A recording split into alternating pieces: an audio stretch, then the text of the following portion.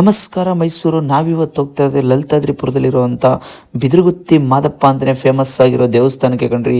ಈ ದೇವಸ್ಥಾನ ಈ ಥರ ಫೇಮಸ್ ಆಗೋದಕ್ಕೆ ಕಾರಣ ಏನಪ್ಪ ಅಂದರೆ ಬಿದಿರುಗುತ್ತಿಯಲ್ಲಿ ಒಡೆದು ಮೂಡಿರುವಂಥ ಮಲೆ ಮಹಾದೇಶ್ವರನ ಲಿಂಗ ಕಣ್ರಿ. ಈಗಿನ ಸದ್ಯದ ಪರಿಸ್ಥಿತಿಯಲ್ಲಿ ಈ ದೇವಸ್ಥಾನ ಅಮಾವಾಸ್ಯೆ ಮತ್ತು ಹುಣ್ಣಿಮೆ ಎರಡೇ ದಿವಸಗಳಲ್ಲಿ ಓಪನ್ ಆಗ್ತಾ ಇರೋದು. ಮತ್ತು ಇಲ್ಲಿ ಬರೋ ಭಕ್ತರಿಗೆ, ಆ ಟೈಮಲ್ಲಿ ಬರೋವಂಥ ಭಕ್ತರಿಗೆಲ್ಲ ಊಟ ಇದ್ದೇ ಇರುತ್ತೆ ಮಧ್ಯಾಹ್ನದ ಟೈಮು.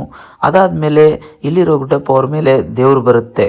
ಸುತ್ತಮುತ್ತ ಊರುಗಳಲ್ಲಿ ಈ ದೇವಸ್ಥಾನ ಸಿಕ್ಕಾಬಟ್ಟೆ ಫೇಮಸ್ ಆಗಿದೆ ಕಣ್ರಿ. ಅದಾದಮೇಲೆ ಇಲ್ಲಿ ಬಂದು ಕೇಳಿಕೊಂಡು ಹೋಗಿ ಅವ್ರು ಯಾರ್ಯಾರಿಗೋ ಸಿಕ್ಕಾಬಟ್ಟೆ ಒಳ್ಳೇದಾಗಿದೆ ಅಂತ ನಾನು ಕೇಳ್ಪಟ್ಟೆ ಕಣ್ರಿ. ಅದ್ರ ಜೊತೆಯಲ್ಲಿ ಅವರು ಒಳ್ಳೇದಾಗಿರೋದಕ್ಕೋಸ್ಕರ ಏನನ್ನೆಲ್ಲ ಮಾಡಿಸ್ಕೊಟ್ಟಿದ್ದಾರೆ ಅಂದರೆ, ಇಲ್ಲಿಟ್ಟಿರುವಂತಹ ಮಹದೇಶ್ವರನ ವಿಗ್ರಹ ಇರುವಂಥ ರಥದ ಥರ ಕಾಣಿಸ್ತಾ ಇರುವಂಥ ಹುಲಿ ವಾಹನನ ಅವರೊಬ್ಬರು ಅವ್ರಿಗೆ ಏನೋ ಒಳ್ಳೇದಾಗಿದೆ ಅಂತ ಮಾಡಿಸ್ಕೊಟ್ಟಿರೋದು ಕಣ್ರಿ. ಅದ್ರ ಜೊತೆಲಿ ದೇವಸ್ಥಾನದ ಮುಂದ್ಗಡೆ ಆಗ್ಬೋದು, ದೇವಸ್ಥಾನದ ಒಳಗಡೆ ಆಗ್ಬೋದು, ಏನೋ ನೀಟಾಗಿರಲಿರುವಂತೆ ಎಲ್ಲ ದೇವರು ಒಳ್ಳೇದು ಮಾಡ್ತಾ ಮಾಡ್ತಾ ಮಾಡ್ತಾ ಭಕ್ತಾದಿಗಳೇ ಮಾಡಿಸ್ಕೊಟ್ರಂಥದ್ದು ಕಣ್ರಿ ಇದೆಲ್ಲ ಅನ್ನೋ ವಿಷಯಗಳನ್ನೆಲ್ಲ ಕೇಳಿದಾಗ ನನಗಂತೂ ಸಿಕ್ಕಾಬಟ್ಟೆ ಖುಷಿ ಆಯಿತು.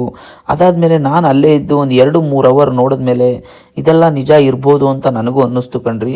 ನಿಜನೇ ಆಗಿರ್ಬೋದು. ಮಾದಪ್ಪನ ನಂಬೋರು ಯಾರಿಗೇ ಆದ್ರೂ ಮಾದಪ್ಪ ಯಾವತ್ತೂ ಕೈ ಬಿಟ್ಟಿಲ್ಲ ಅಂತ ನಾವು ಹೇಳ್ತೀವಿ. ಮಾದಪ್ಪನಿಗೋಸ್ಕರ ನಾವು ಇಲ್ಲಿಂದ 180 ಕಿಲೋಮೀಟರ್ ಮಹದೇಶ್ವರ ಬೆಟ್ಟಕ್ಕೆ ಹೋಗಿ ಕೈ ಮುಗಿತೀವಿ.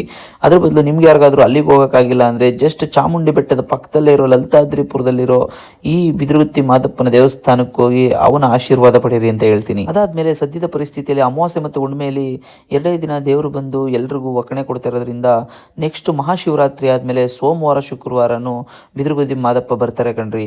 ಅದಾದಮೇಲೆ ಅಮಾವಾಸ್ಯೆ ಪೌರ್ಣಿಮೆ 2 ದಿನ ಸೇರಿದ್ರೆ ತಿಂಗಳಲ್ಲಿ 6 ದಿನ ಬಂದು ಭಕ್ತಾದಿಗಳಿಗೆಲ್ಲ ಆಶೀರ್ವಾದ ಮಾಡ್ತಾರೆ ಅಂತಲೇ ಹೇಳ್ಬೋದು. ಅದಾದಮೇಲೆ ಅಮಾವಾಸ್ಯೆ ಪೌರ್ಣಿಮೆಯಲ್ಲಿ ಊಟ ಹಾಕೋತಿದೆಯಲ್ಲ, ಅದಂತೂ ಸಿಕ್ಕಾಬಟ್ಟೆ ಖುಷಿ ಕೊಡುವಂಥ ವಿಚಾರ. ಇದೇ ಥರ ನಿಮ್ಮೂರುಗಳಲ್ಲೂ ಯಾವುದಾದ್ರೂ ಒಳ್ಳೆಯ ದೇವಸ್ಥಾನಗಳಿದ್ದರೆ ಮಿಸ್ ಮಾಡಿದ್ರೆ ನನ್ನ ಅಕೌಂಟ್ನ ಫಾಲೋ ಮಾಡಿ, ನನ್ನ ಈ ರೀಲ್ಗೆ ಕಮೆಂಟ್ ಮಾಡಿ. ನಾನು ಬಂದು ನಿಮ್ಮೂರಲ್ಲಿರೋ ದೇವಸ್ಥಾನದ ಬಗ್ಗೆ ಆಗ್ಬೋದು, ದೇವಸ್ಥಾನದ ವಿಶೇಷತೆ ಬಗ್ಗೆ ಆಗ್ಬೋದು, ಅಲ್ಲಿ ದೇವರ ಶಕ್ತಿ ಬಗ್ಗೆ ಆಗ್ಬೋದು, ಎಲ್ಲದ್ರ ಬಗ್ಗೆನೂ ತುಂಬ ನೀಟಾಗಿ ವಿವರಣೆ ಕೊಡ್ತೀನಿ. ಇದೇ ಥರ ವೀಡಿಯೋಸ್ಗಾಗಿ ನನ್ನ ಯೂಟ್ಯೂಬ್ ಚಾನಲ್ ಕೂಡ ಇದೆ ಕಣ್ರಿ. ಯೂಟ್ಯೂಬ್ ಚಾನಲ್ಗೆ ಹೋಗಿ ಸಬ್ಸ್ಕ್ರೈಬ್ ಮಾಡಿ, ಸಪೋರ್ಟ್ ಮಾಡಿ ಫ್ರೆಂಡ್ಸ್.